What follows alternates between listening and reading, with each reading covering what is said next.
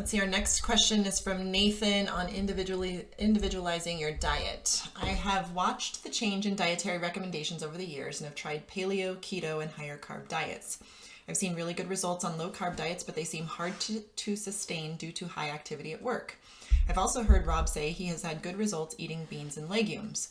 I am considering trying to eat a diet that focuses on whole foods rather than macros.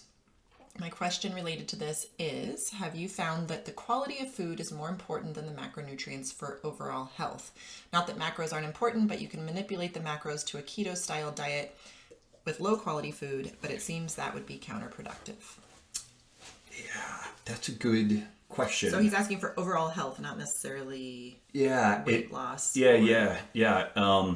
So it was interesting, like from blood, this is where the nuance is interesting. From a blood sugar regulation standpoint, things like lentils, like you soak them, sprout them, do all that stuff. I have pretty good blood sugar regulation with that. Like I feel pretty good in that regard, but I start getting kind of almost like, feels like rheumatoid arthritis or something. Like my joints hurt, my feet hurt, like I get this weird deal in my toes. And I really tried to play with that stuff and probably tinkered on and off with it for the better part of a year and a half. And it's interesting because historically I've focused mainly on the blood sugar regulation problems that I've had, which is why I tend to gravitate towards a lower carb way of eating, keto, whatever. But some of these legumes, like lentils in particular, I seem to do fine from a blood sugar regulation, but then I got kind of a systemic inflammatory response. So I think that this is the question is individualizing your diet. And so this is where I think in general, focusing on whole foods at a big 30,000 foot level. Whether you're following a macro prescription or not. Try to get whole foods. Yeah. But then we have people that have oxalate issues and histamine issues and I've been noodling on some pieces that I want to write or maybe do a video blog around this stuff. We should, in theory, be able to eat just about anything.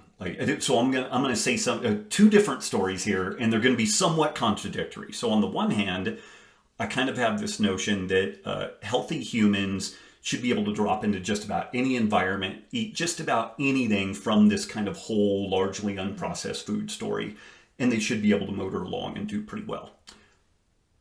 The counterpoint that I have to that, and I'm still trying to track this thing down, I know I've got the paper somewhere, but it's a historical account of explorers and kind of their dietary misery when they go to new places.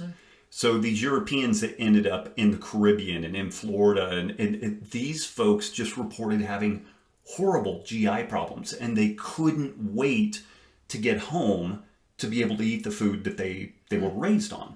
And it was really interesting, and I read this other paper, like 5-6 years ago, and I do know I've got it somewhere. I just haven't been able to find it, but these are kind of the two things, the dueling banjos here. So we look at like the story around the Hadza, which they eat like 100 grams of fiber a day. They have these oxalate metabolizing bacteria. They're super healthy. They seem real robust. But then what's interesting, and this is some of the stuff I want to talk about at a deeper level, it does appear as people start eating any amount of westernized foods, they start losing some of that gut microbiota diversity. And so they start being forced into a little bit more limited of food options.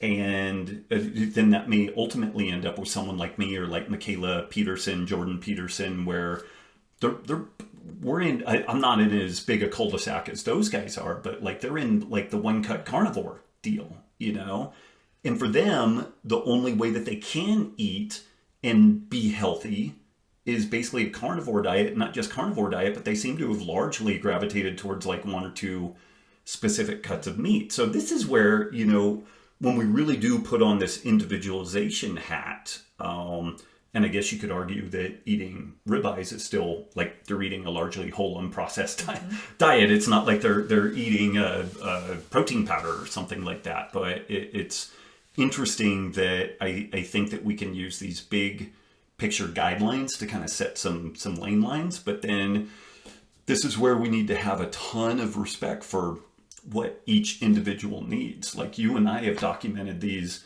differences ad nauseum, and it was funny. Even before writing Wired to Eat, we would go out to like some Mexican food, and I always would do something like a fajita platter, get skip the tortillas, skip the beans and rice generally, get some extra guacamole, and that would go fine. And you would have some beans, some rice, some tortillas.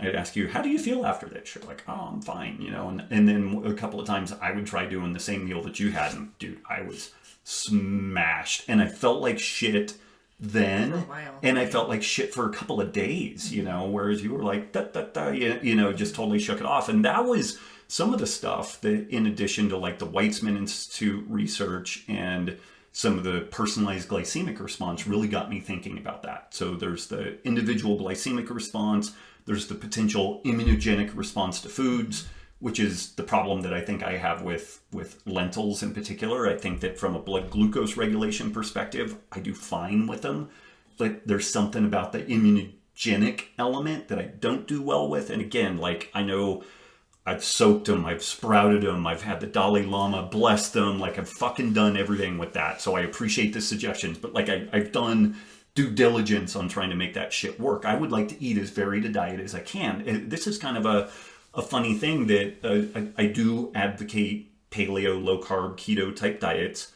It is definitely what has worked best for me. 15 years ago, I was much more of the opinion that this is the way that everybody should eat. At this point, I think that it's a great starting point, and then we see what type of latitude there is with that. But I'll be completely honest. Like, if I could wave a magic wand and I could go out and eat a gluten-containing pizza, or just not get poisoned from gluten cross-contamination and stuff like that, I would be pretty fucking happy about that. So, you know, I still push and endeavor to try to get more variety in my diet, but I've honestly been finding that something kind of lower vegetable matter, to the degree I'm doing a plant material, it's more like fruit and stuff like that, I seem to do better. Mm-hmm. And I know that's all over the map, but it's an interesting topic. And so Nathan, getting back to Nathan, like, are macros important versus whole foods? I would say in general, focusing on the whole food piece of that is probably the most important. But again, if we have somebody that just gets, so whole food could be lots of sweet potato and lots of yam and stuff like that. And for one person, that may be great. Okay, and for another person, it's going to be a disaster. Mm-hmm. Yeah.